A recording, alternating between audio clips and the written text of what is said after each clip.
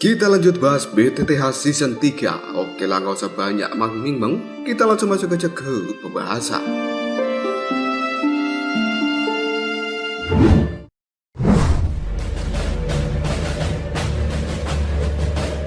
Xiaoyan yang sudah mendapatkan obat gurun datura kali ini kembali dan sampai di kediaman dari Pak Tua Hebodong. Dia menunjukkan benda yang telah dia ambil di tempat ras manusia ular, yang kemudian Xiaoyan meminta potongan lain dari peta yang dia butuhkan. Namun Pak Tua Hebodong menyuruh Xiaoyan untuk membuatkan dulu pil obatnya karena perjanjian di awal kan seperti itu. Pak Tua Hebodong membawa Xiaoyan ke tempat rahasia yang berada di bawah tanah. Tempat ini sudah tersegel dengan es, jadi keributan apapun yang terjadi di sini tidak akan diketahui dari luar. Xiaoyan mengatakan membuat obat itu sulit dan ada resiko kegagalan. Jika hal itu terjadi, Pak Tua Hebodong tidak ingin menyalahkan Xiaoyan. Karena Xiaoyan ingin membuat pil, dia membutuhkan konsentrasi yang tinggi dan tidak boleh seorang pun ada yang mengganggu dirinya. Pak Tua Hebodong pun keluar dan akan memastikan Xiaoyan bisa membuat pil dengan tenang tanpa gangguan apapun. Yaolo kemudian keluar dari dalam Jinjin dan melakukan pemeriksaan dengan energi mentalnya. Setelah dirasa benar-benar aman, dia akan membuat pil tingkat 6 penghancur segel dan menyuruh Xiaoyan untuk memperhatikan dengan seksama. Kali ini, Yaolo pun memanggil tungku khusus miliknya karena sebuah tungku yang bagus akan meningkatkan keberhasilan seorang alkemis dalam pembuatan sebuah pil. Proses pembuatan pil pun dimulai. Yaolo masukkan bahan-bahan yang sudah tersedia dan Xiaoyan dengan seksama memperhatikan. Waktu pun terus berjalan, pada akhirnya pil obat mulai terbentuk. Setelah itu, Yaolo memasukkan sedikit kekuatan api putihnya ke dalam pil itu dengan tujuan jika terjadi sesuatu yang tidak diinginkan, seperti sebuah pengkhianatan, maka dia akan langsung bisa meledakkan energi api dari orang yang telah mengonsumsi pil ini. Dan itu merupakan sebuah pelajaran yang harus selalu diingat oleh Xiaoyan, supaya dirinya selalu menjadi orang yang waspada. Pada akhirnya proses pembuatan pil penghancur segel pun telah selesai sepenuhnya. Xiaoyan kemudian keluar dari dalam ruang rahasia. Dia memberikan pil obatnya dan meminta Pak Tua Hebodong menyerahkan petanya. Namun orang tua itu belum ingin menyerahkan peta sebelum dia mengonsumsi pilnya. Hal ini membuat Xiaoyan cukup kesal. Dia pun memarahi Pak Tua Hebodong. Namun orang tua itu hanya diam saja dan kemudian berjanji bahwa dirinya tidak akan pernah mengingkari kata-katanya. Xiaoyan disuruh menunggu sebentar dan Pak Tua Hebodong masuki ruang rahasia untuk menggunakan pil itu demi menghancurkan segel dari Ratu Medusa. Dia segera menelan pilnya dan akhirnya segel Ratu Medusa pun meledak. Pak Tua Hebodong kembali mendapatkan kekuatan aslinya yang berada di tahap Dongguang. Dia cukup mengagumi bakat dari Xiaoyan. Dengan usia yang masih muda namun mampu membuat pil level 6. Orang seperti ini memiliki potensi yang sangat besar dan harus menjalin hubungan dengan baik. Sesuai kesepakatan di awal, Pak Tua Hebodong pun memberikan potongan peta terakhir yang telah diminta oleh Xiaoyan. Cerita kemudian berpindah ke markas tentara Bajak Jantan. Kakak kedua dari Xiaoyan kali ini sedang bertarung dengan orang bayaran dari tentara gurun yang bernama Mozai. Dalam pertarungan ini, Xiaoli kalah telak hanya dengan satu serangan. Dan itu membuat Xiaoding marah. Dia pun bergerak, namun hasilnya masih sama saja. Xiaoding juga langsung dikalahkan hanya dengan satu serangan dari Mozai. Tepat ketika Mozai akan membunuh Xiaoli, Xiaoyan pun datang menggagalkan hal itu dan membuatnya sangat marah karena kakak keduanya telah dilukai oleh Mozai. Tanpa basa-basi lagi, Xiaoyan langsung maju untuk bertarung. Dia berpesan pada gurunya untuk tidak ikut campur karena Xiaoyan ingin mencoba kekuatan barunya. Serangan demi serangan dilancarkan, namun pada akhirnya Xiaoyan bisa dipukul mundur oleh Mozai dan terkapar di lantai. Mozai dengan sombongnya menginjak kepala Xiaoyan dan merasa dia sudah menang di dalam pertarungan kali ini. Namun tiba-tiba saja Xiaoyan bangkit. Dia mengeluarkan sayap ungunya, membawa terbang Mozai ke udara, kemudian melemparkannya ke lantai. Mozai yang tidak ingin kalah pun mengeluarkan armor Doki demi bisa melawan Xiaoyan dan akhirnya boom! Adu kekuatan kembali terjadi. Namun hal ini dimenangkan oleh Xiaoyan yang menggunakan kekuatan api teratai hijau untuk menghancurkan armor milik Mozai. Dan hal itu membuat tubuh Mozai pun terbakar. Kemenangan ini membuat Yaolo cukup bangga dengan Xiaoyan. meskipun levelnya jauh di bawah level Mo Zhen yang merupakan Dadoshi bintang 1, sementara Xiaoyan hanya berada di level Doshi bintang 4, namun dia tetap saja unggul. Pagi harinya Patua Hei Bodong datang dengan membawa Luobu. Hal itu membuat Xiaoli dan juga Xiaoding sangat marah dengan pimpinan tentara gurun ini. Xiaoli pun menghajar Luobu sambil bertanya di mana dirinya menyembunyikan Xinglin. Luobu mengatakan bahwa dia telah membawa Xinglin untuk diserahkan pada keluarga Mo dari kota Yan. Kenapa Luobu berani melakukan hal itu? Karena dia sudah dijanjikan oleh keluarga Mo akan menjadikan tentara bayaran gurun menjadi satu-satunya tentara bayaran di tempat ini tanpa adanya gangguan dari tentara bajak jantan. Xiaoyan lalu bertanya pada Patua Hei Bodong apa latar belakang keluarga Mo dari kota Yan ini. Patua Hei Bodong kemudian menjelaskan bahwa keluarga Mo itu merupakan salah satu dari 4 keluarga besar di wilayah timur laut Kekaisaran Jiama. Meski tidak sekuat keluarga Nalan, tapi kekuatan keluarga Mo itu tidak bisa diremehkan. Dan orang terkuat di keluarga Mo bernama Mo Cheng. Saat masih muda, dia pernah bergabung dengan sekte Yunlan. Namun pada akhirnya dia kembali ke rumahnya. Meski begitu, masih mendapatkan dukungan terbesar dari sekte Yunlan ini. Dan Mo Cheng saat ini memiliki sebuah rencana tersembunyi. Hal itu sudah dicurigai oleh mata-mata yang sedang menyamar sebagai pelayan.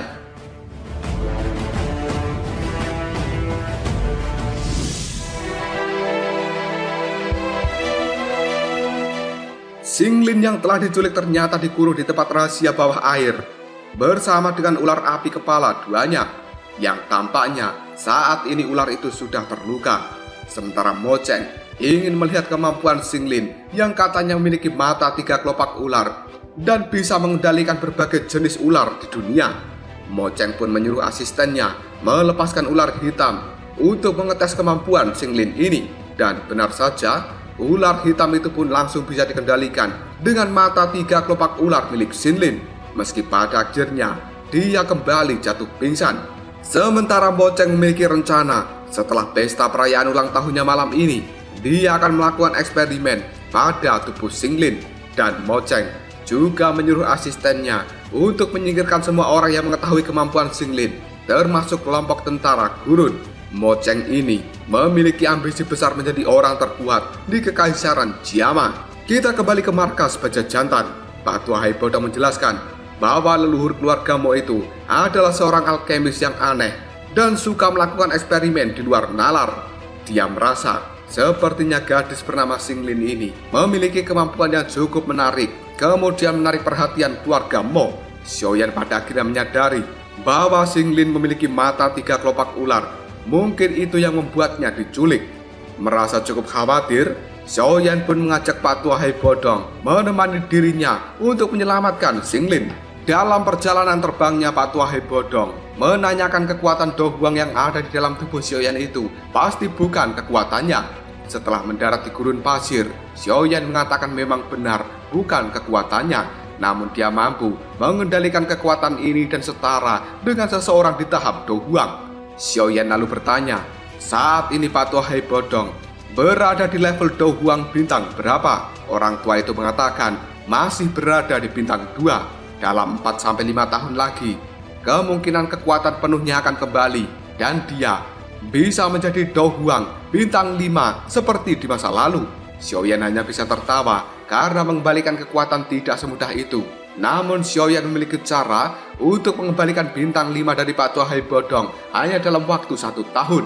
Hal ini membuat Patua itu terlihat sangat kaget sekaligus tertarik dengan ucapan dari Xiaoyan yang kemudian Xiaoyan pun mengatakan dengan sebuah pil level 5 bernama pil ungu pemulih jiwa bisa langsung memulihkan kekuatan Patua Hei Bodong dalam jangka waktu 1 tahun.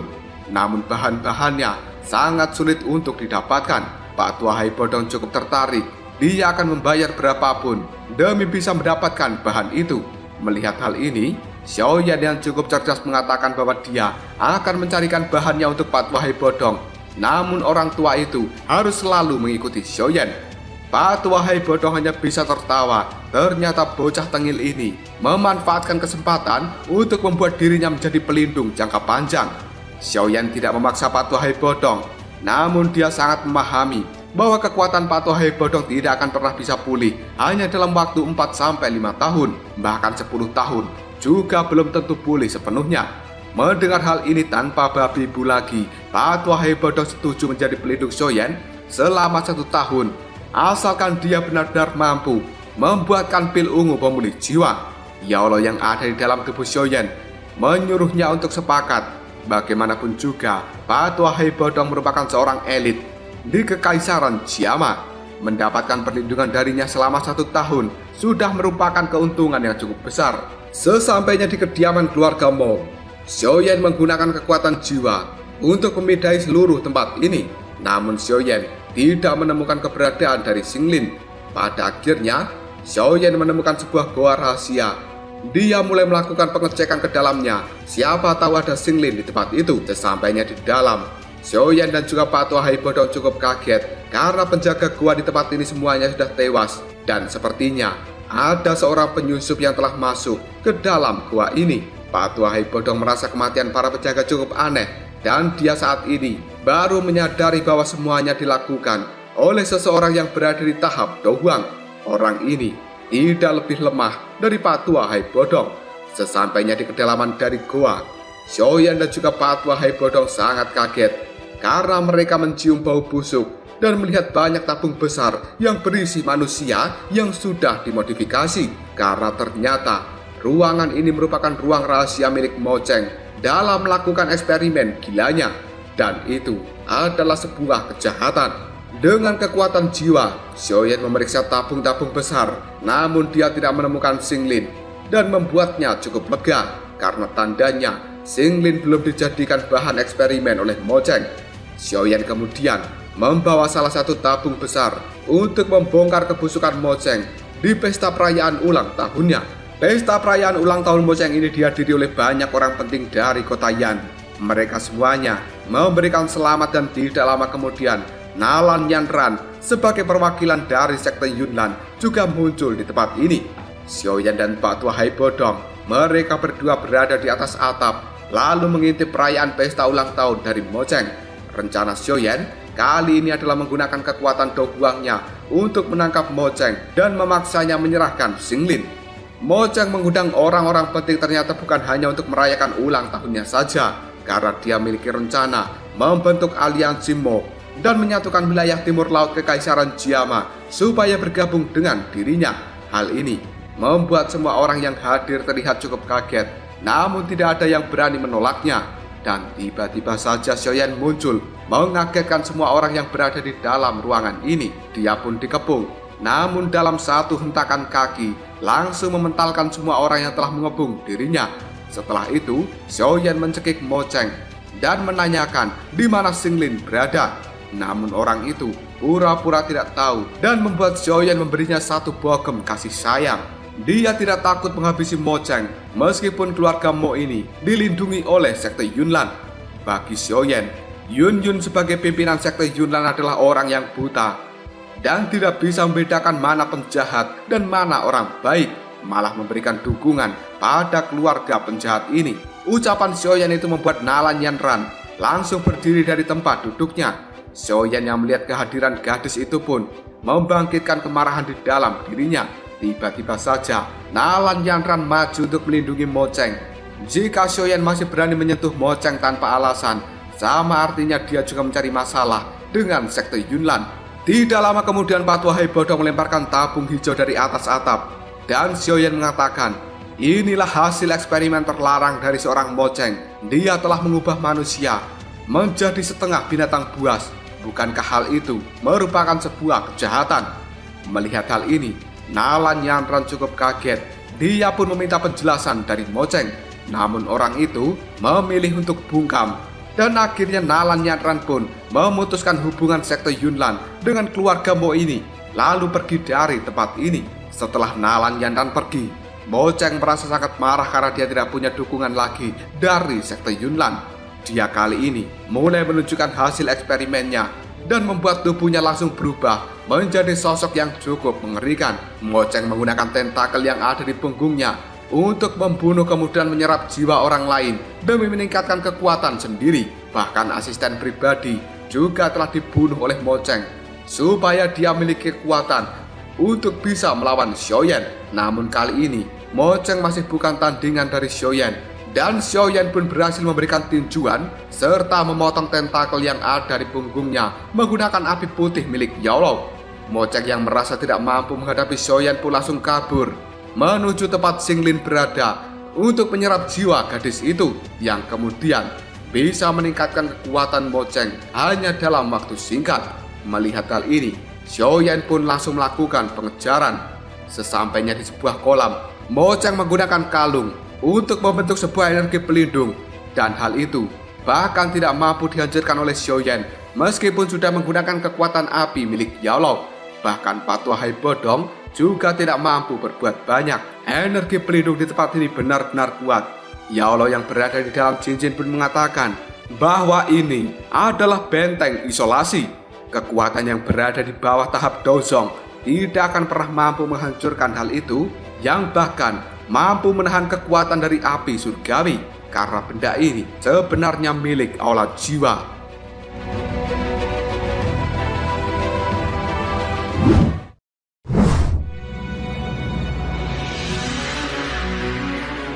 Moceng yang telah berada di dalam kolam terlihat sangat senang karena setelah melahap mata 3 kelopak ular, dirinya akan berhasil menyelesaikan evolusi terakhir dan menjadi orang yang kuat di Kekaisaran Jiamat. Namun tiba-tiba saja Xinglin yang ada di hadapannya pun menghilang. Hal itu membuat Moceng terlihat kebingungan, karena ternyata yang menyelamatkan Xinglin adalah seorang wanita kuat dari suku manusia ular yang bernama Luman, dan sebelumnya menyamar menjadi seorang pelayan. Luman kali ini juga berhasil merebut kalung aula jiwa yang kemudian menghancurkannya. Hal itu membuat benteng isolasi di luar sana juga otomatis menghilang. Xiaoyan kemudian melihat Xinglin dibawa keluar dari dalam kolam oleh Luman, dan dia pun langsung melakukan pengejaran. Sementara Moceng kali ini juga ikut mengejar kelompok dari Luman. Xiaoyan yang sudah berhasil mengejar Luman pun memintanya untuk mengembalikan Xinglin. Namun Luman tidak mau, karena Xinglin ini adalah orang yang cukup penting bagi sukunya. Mau tidak mau, Xiaoyan pun harus melakukan kekerasan untuk bisa merebut Xinglin. Namun Luman ini juga bukan orang yang lemah. Bahkan dia mampu melawan kekuatan dari Xiaoyan dan juga Patua Hai Bodong, karena teknik pertahanan dari Luman adalah teknik yang sangat kuat dan dirinya memiliki elemen kayu.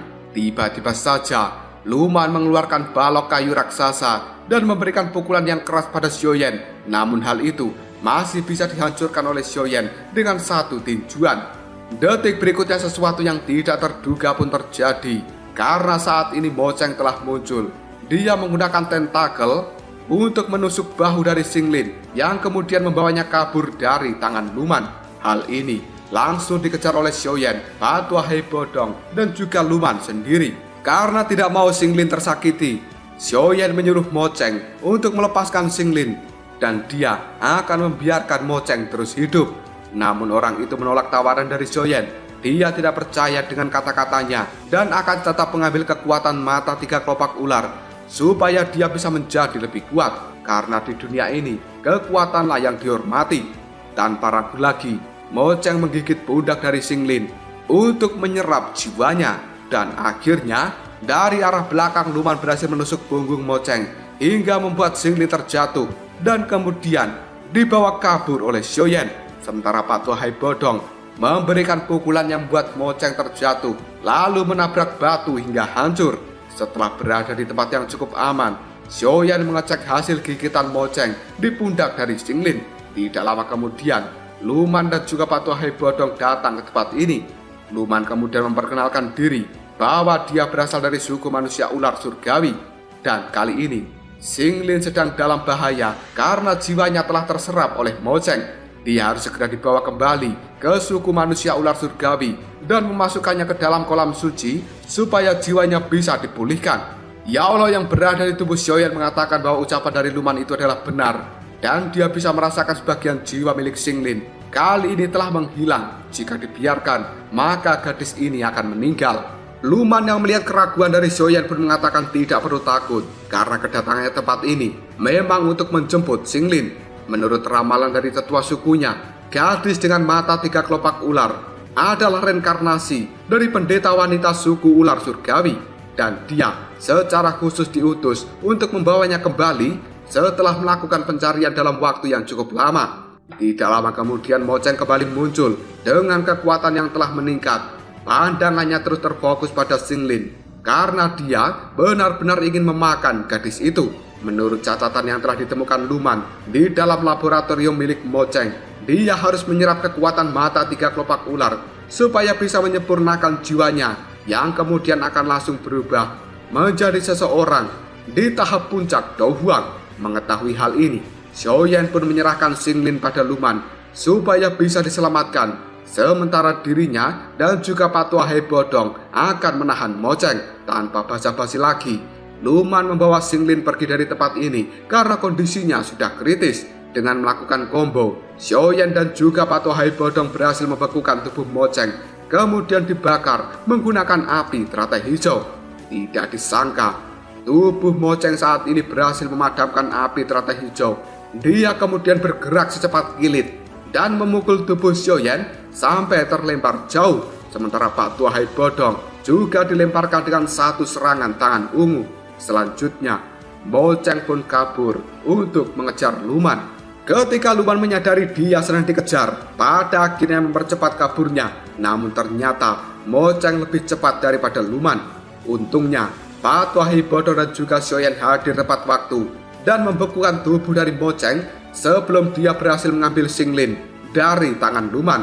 Xiaoyan kemudian menyuruh Patua Hei Bodong menahannya sebentar karena Xiaoyan memiliki cara untuk menghadapi Mojang. Ternyata Xiaoyan akan menggabungkan 2 api surgawi miliknya dan juga milik gurunya untuk menciptakan api baru demi bisa melawan Mojang. Hal ini membuat Yao Lo cukup panik karena Xiaoyan tidak akan mampu menahan kekuatan mengerikan dari penggabungan 2 api surgawi. Namun Xiaoyan tidak mau menyerah dan dia memiliki kepercayaan diri mampu melakukan hal itu. Patua Hei Bodong yang melihat hal ini juga merasa Xiaoyan sudah gila, dan melihat kegigihan dari muridnya, Yao Lo akan membantu Xiaoyan dalam penggabungan 2 api surgawi.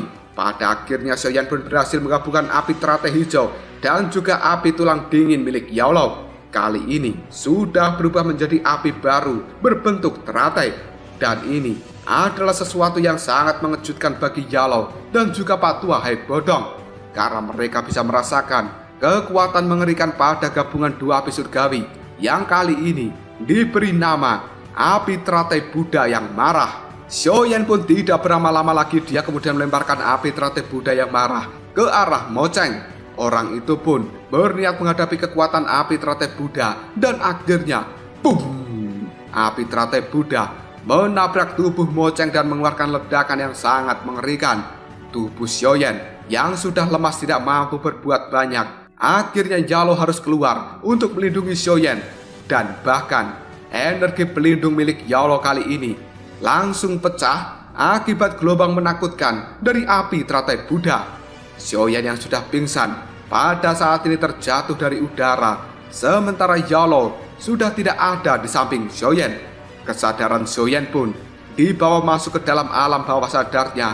Dia bertemu dengan Yao Lo yang saat ini mengatakan api teratai Buddha sangat mengerikan, dan pada akhirnya Xiaoyan memiliki kekuatan untuk melindungi dirinya sendiri.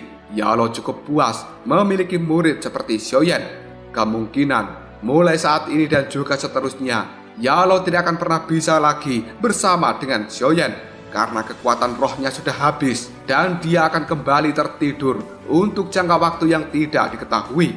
Melihat hal ini, Xiaoyan sangat bersedih. Dia merasa bersalah karena telah menciptakan api teratai Buddha yang marah, kemudian melukai gurunya, dan akhirnya Yao Lo pun harus tertidur kembali.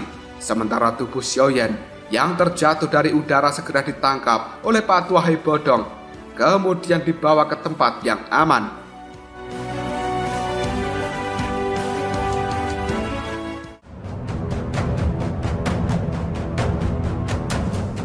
Lalu apakah yang akan terjadi selanjutnya? Apakah Xiaoyan akan bertemu kembali dengan gurunya? Karena dengan menghilangnya Yao Lo, maka otomatis Xiaoyan tidak akan memiliki lagi seorang pelindung dan tidak bisa berubah ke tahap Dou Huang. Dia kali ini hanya bisa mengandalkan dirinya sendiri untuk menghadapi segala macam bahaya. Jika kalian penasaran, tunggu aja jawabannya di season 4 Ngobrol Sob.